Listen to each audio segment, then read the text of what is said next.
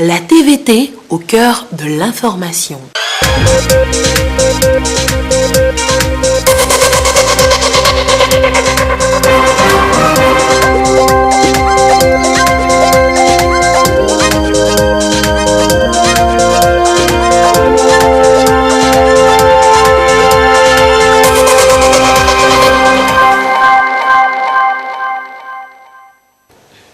Bonsoir madame, bonsoir monsieur. Voici d'abord les titres de ce journal. Une mission de la Coordination nationale de gestion de la riposte au Covid-19 est à Sokodé pour une mission urgente dans la région centrale. Le nombre de contaminations au Covid-19 au Togo y augmente et ce qui ressemble à de l'insouciance de la population risque de saper les gros efforts déjà consentis jusqu'ici. Les leaders communautaires, religieux et la population ont été rencontrés. Et pour la prévention donc de cette maladie, l'on est demandé de porter le masque en public, masque en tissu ou chirurgicaux ou encore masque à visière. Que choisir? Lequel est le plus efficace? On vous dira tout dans ce journal. Je vous le disais en titre, une mission de la coordination de gestion de la riposte est à Sokodé, nous en reparlerons. Mais d'abord, parlons du Togo. Le Togo aujourd'hui en bonne position pour augmenter son volume de prêts et de dons de la Banque mondiale pour mettre en œuvre ses politiques de développement. Lors de la récente évaluation des politiques et institutions nationales, le pays a gagné des points alors que la moyenne générale est restée stagnante. 15e sur 39 évalués. Comment cela s'explique-t-il? Les éléments de réponse avec Lucassi. Le Togo continue de performer dans le secteur économique. L'évaluation des politiques et des institutions nationales CEPIA de la Banque mondiale au titre de l'année 2019 a pris en compte 39 pays africains, dont le Togo. C'est une évaluation axée sur une note tirée de la moyenne de 16 indicateurs regroupés en 4 catégories. Il s'agit notamment de la gestion économique, des politiques structurelles, des politiques de lutte contre l'exclusion sociale et de promotion de l'équité, et la gestion et les institutions du secteur public. Si la note globale des pays de la région est restée stagnante à 3,1, le Togo se distingue par une augmentation de sa note. Avec une note de 3,3 en 2019, le pays a connu une augmentation moyenne de 0,1 point chaque année depuis 2017. Il est à relever que l'évaluation a couvert la période de janvier à décembre 2019. Classé 15e sur les 39 pays, le Togo fait un bond remarquable de 0,5 points en 2019 au niveau de 5 indicateurs dont 4 sont liés au budget et aux finances. La qualité de la gestion budgétaire et financière est donc évoquée.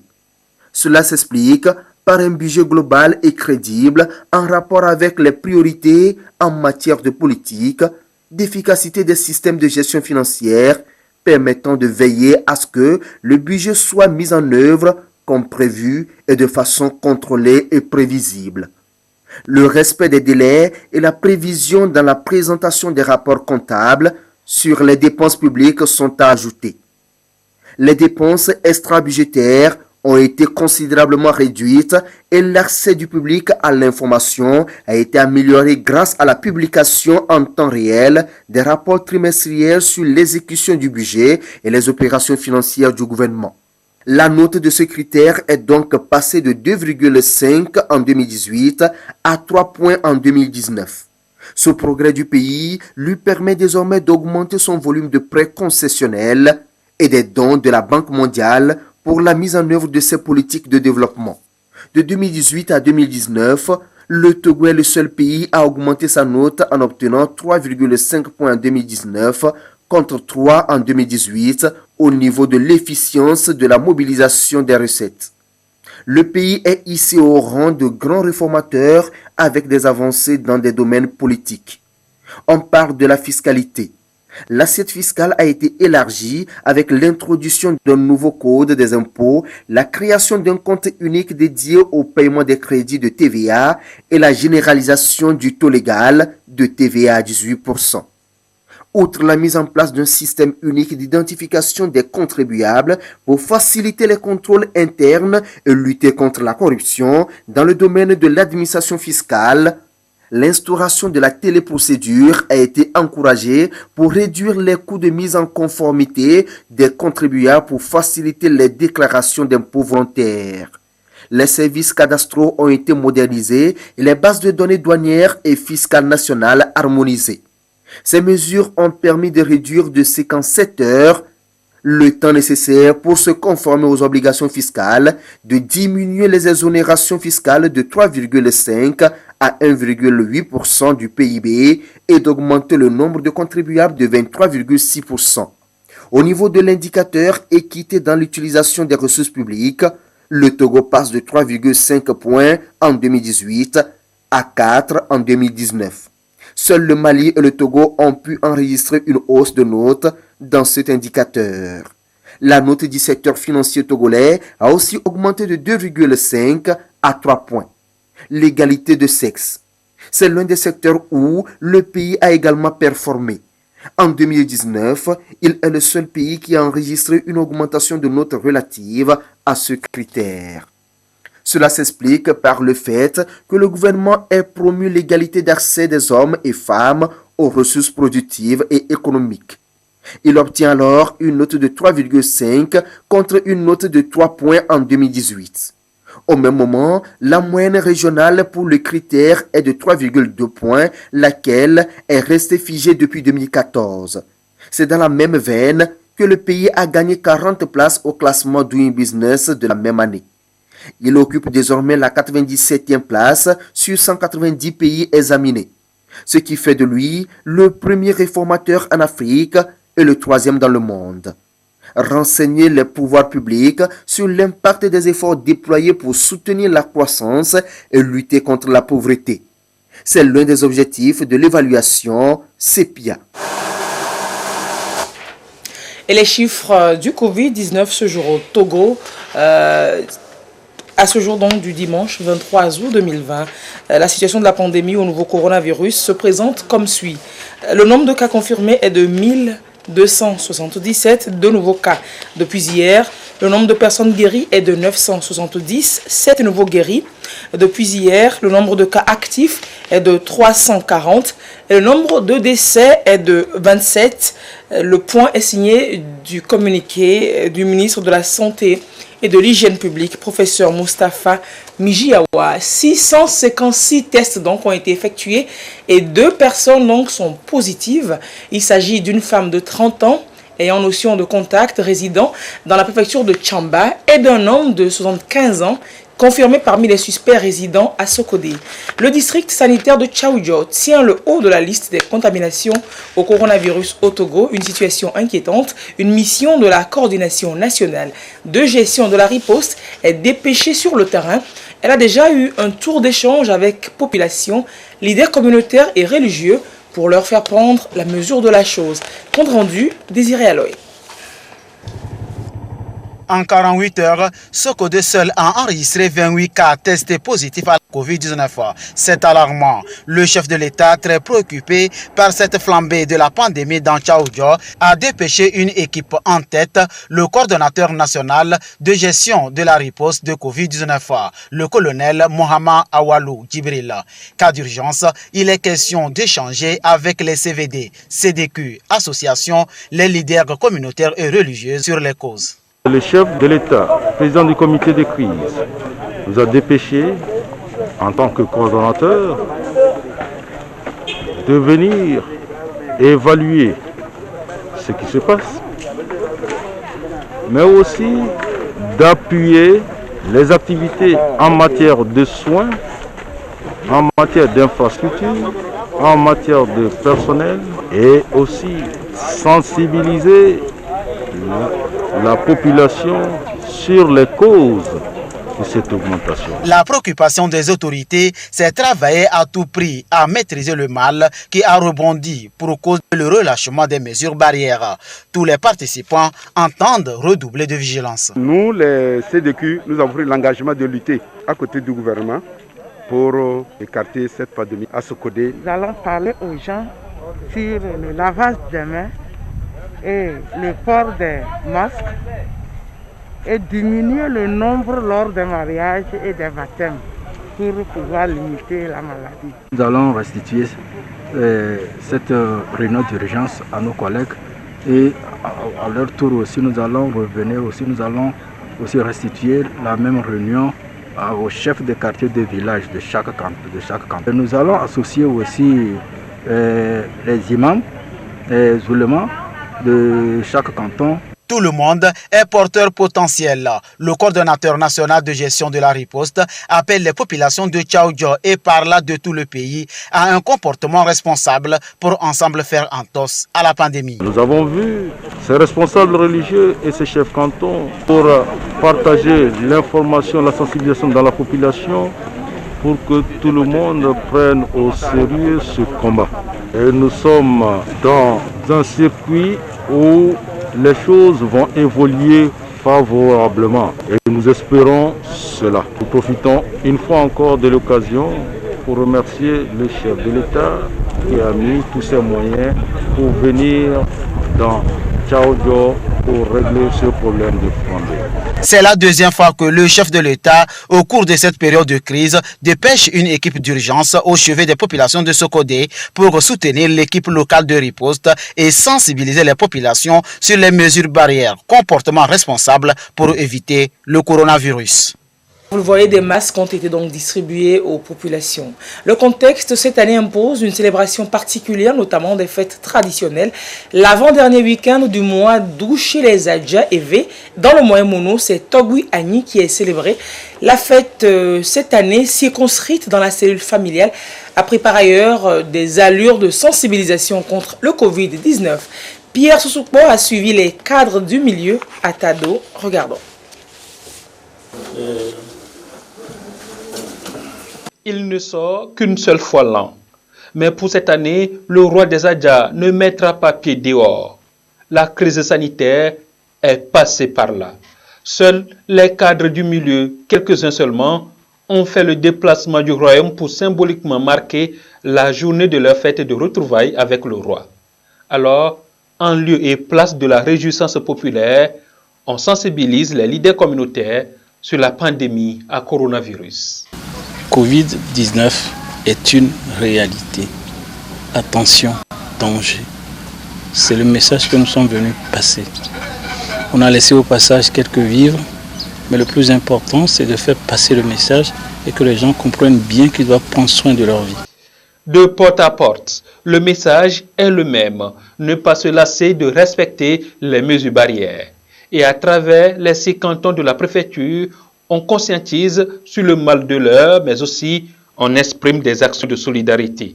Des kits sont mis à la disposition des chefs cantons pour permettre à leur population de fêter dans la cellule familiale. Normalement, c'est une fête grandiose que nous devons organiser, mais compte tenu des menaces de la maladie, nous sommes obligés de le faire symboliquement.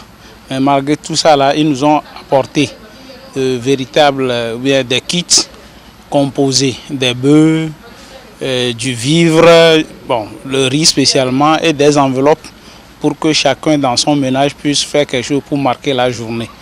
Nous profitons de cette occasion pour leur dire merci. Le rendez-vous annuel des Adja ne se tiendra donc pas cette année, tout comme bien d'autres fêtes traditionnelles. Mais ici, le roi rassure de sa prière. Une fois entré en forêt, il invoquera les manes des ancêtres sur le peuple et sur le Togo pour que surabondent les récoltes et que prenne vite fin la Covid-19 qui a déjà trop duré.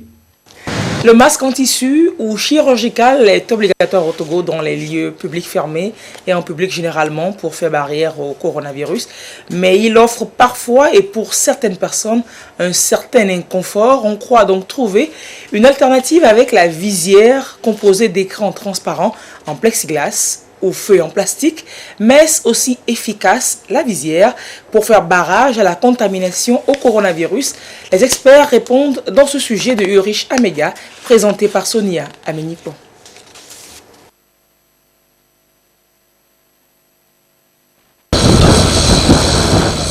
Pas de répit depuis le coup d'envoi des travaux sur ce chantier.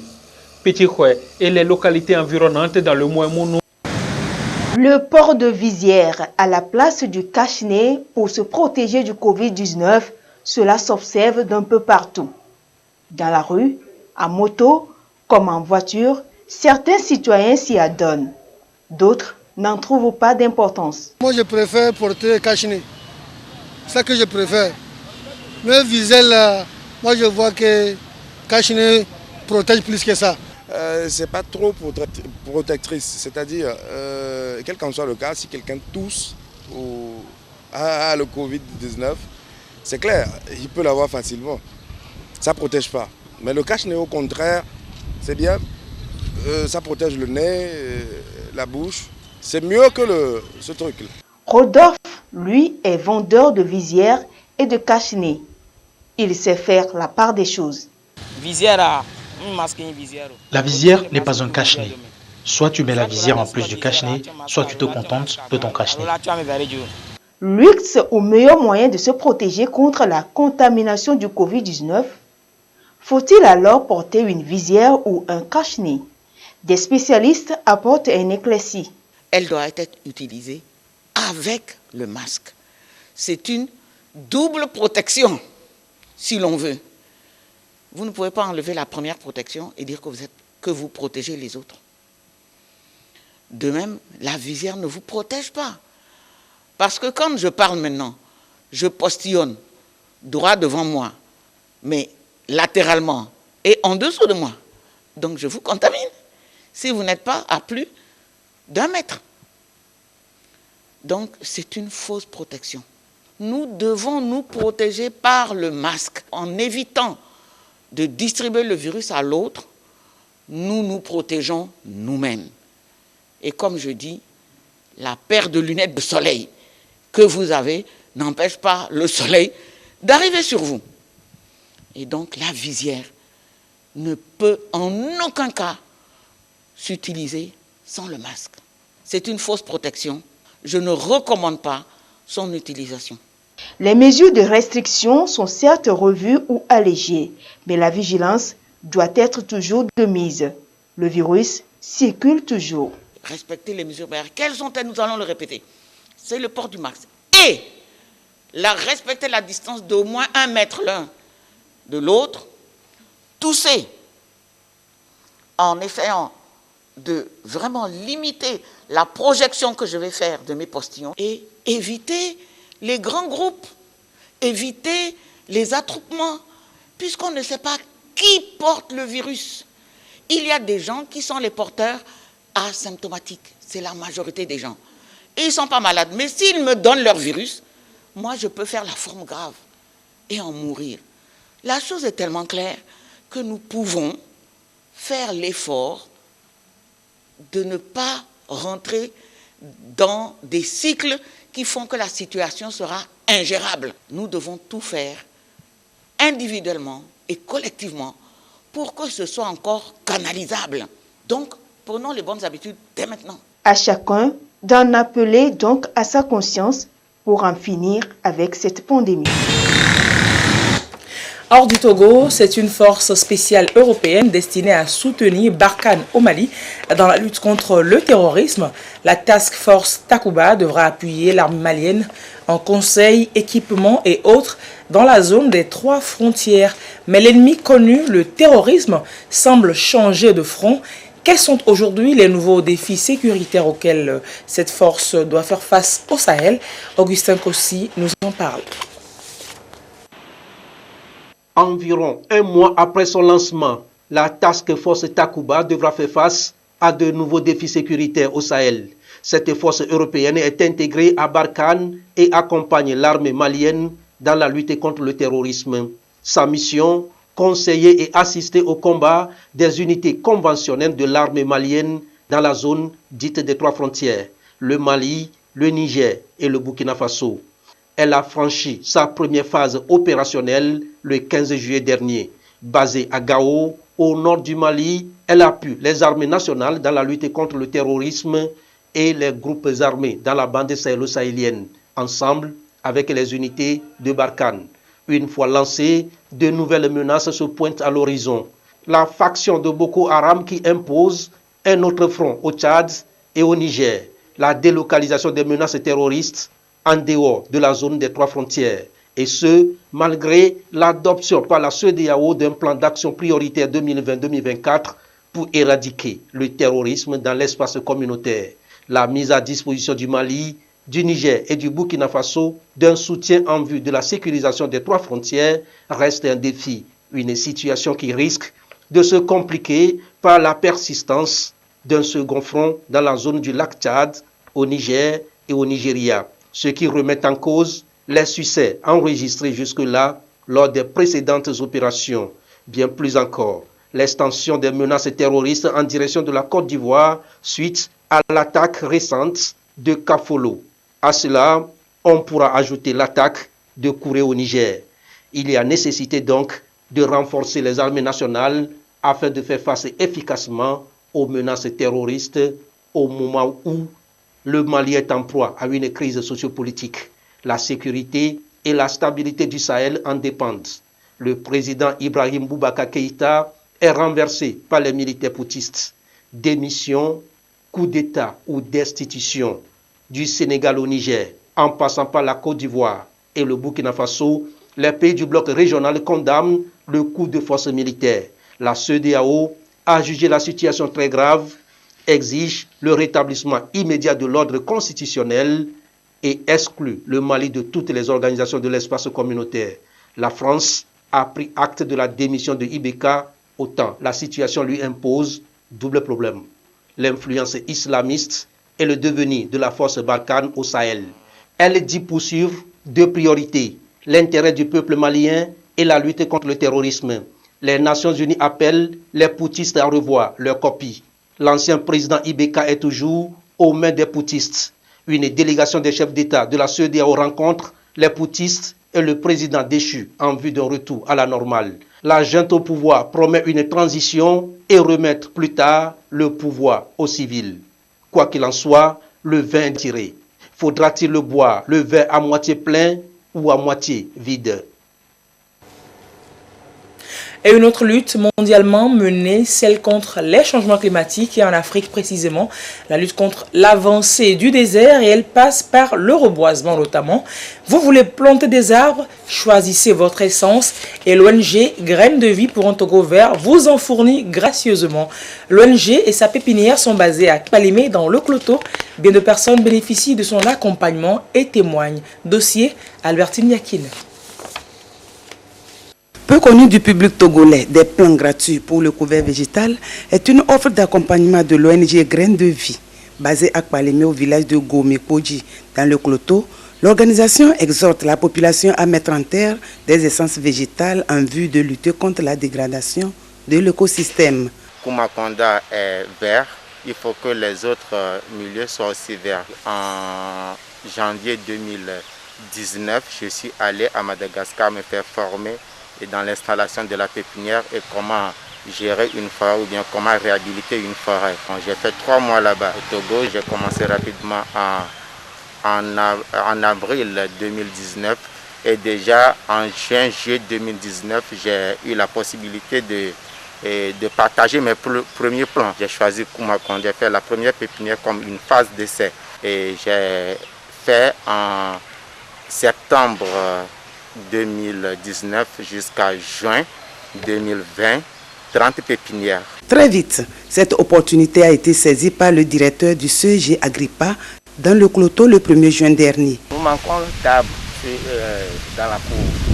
Quand nous sortons dans la récréation, on ne trouve pas l'ombre, les élèves souffrent. Donc nous-mêmes, nous avons mis certains plants plus grands et nous nous sommes adressés à l'ONG Graines de Vie qui nous ont apporté des plants et nous ont aidés à les planter. Et nous prenons soin de les entretenir. Quand ces plants-là vont grandir, on peut les utiliser pour la construction, et pour faire les bancs, pour faire les tables et autres.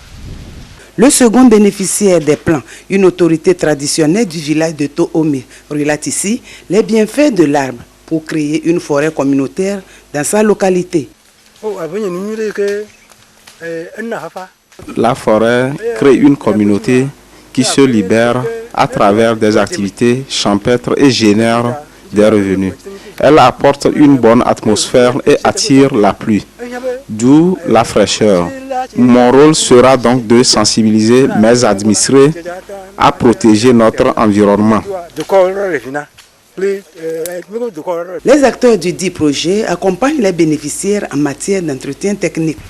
À l'endroit de tous ceux qui ont reboisé dans la période de reboisement, même s'ils ont saclé, ils n'ont qu'à essayer de regrouper un tout petit peu des arbres ou bien, si c'est la paille, pour pailler le bas du jeune plant pour éviter qu'il meure, pour qu'il y ait l'humidité en dessous de l'arbre. En un temps record, l'ONG a fait des exploits.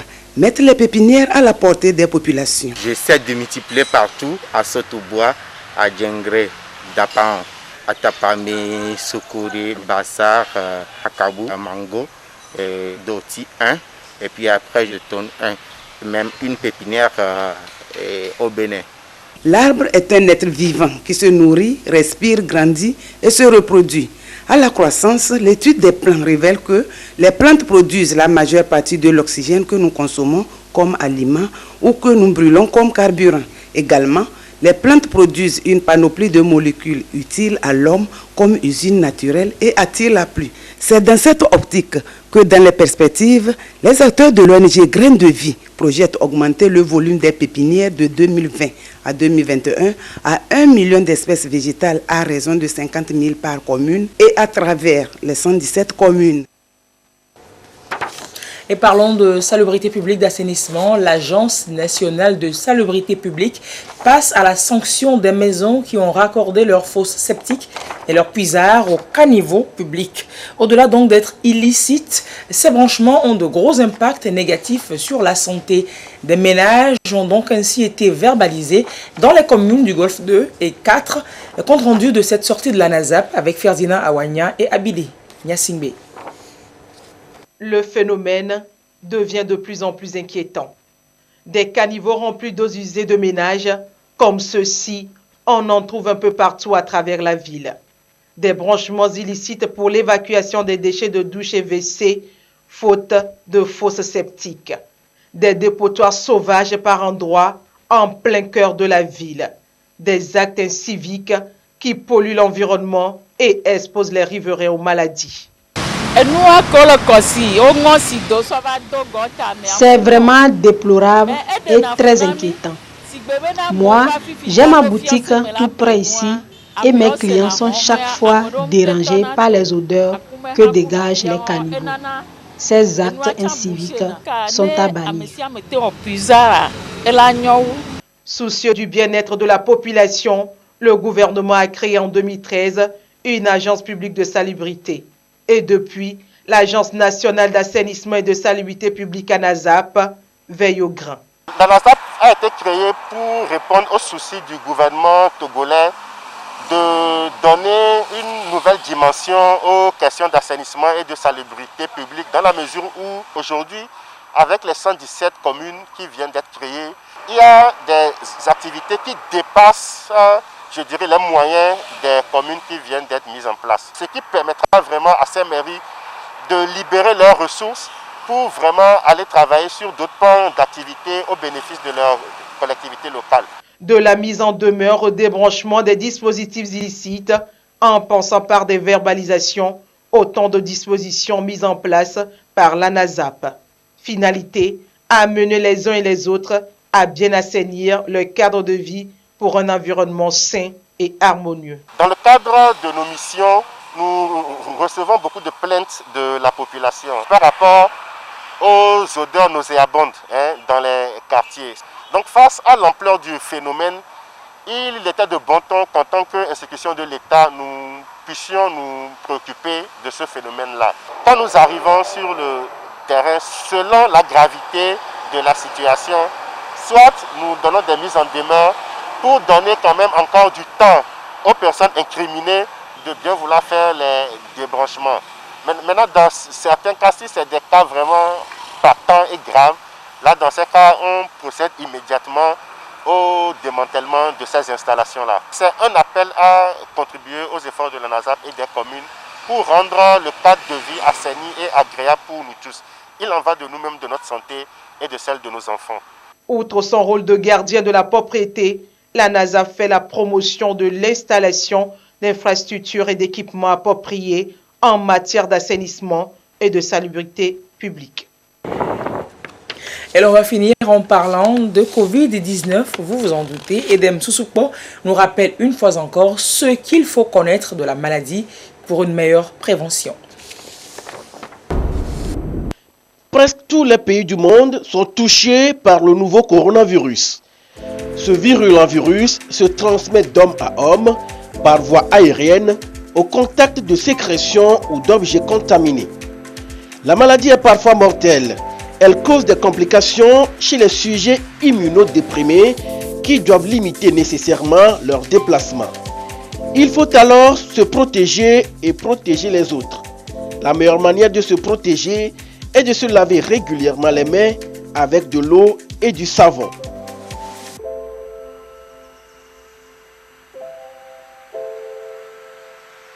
Lavez les paumes, entre les doigts, les poignets, les ongles, sans oublier de les rincer. Dans les lieux publics, il faut garder au maximum ces distances. Il est impératif de porter le masque pour se couvrir la bouche et le nez. Les symptômes du Covid-19 sont identiques à ceux d'une grippe. Les symptômes majeurs sont la fièvre, la toux, des difficultés respiratoires. Ne toussez pas dans vos mains, mais dans le creux de votre coude. Il n'existe pas pour l'instant de médicaments spécifiques contre ce virus ni de vaccin. Les spécialistes de la santé pensent que la meilleure façon de rompre la chaîne de contamination du virus est de respecter scrupuleusement les gestes barrières. Nous devons donc apprendre à vivre avec la maladie tout en nous protégeant. C'est le prix à payer pour vivre sain.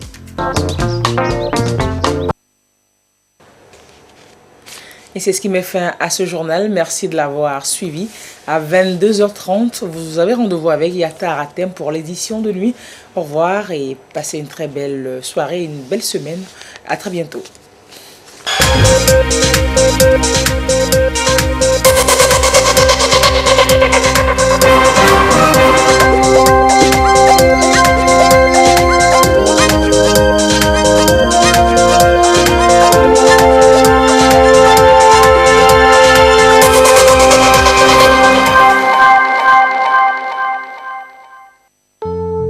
L'Agence nationale de la protection civile vous présente la météo.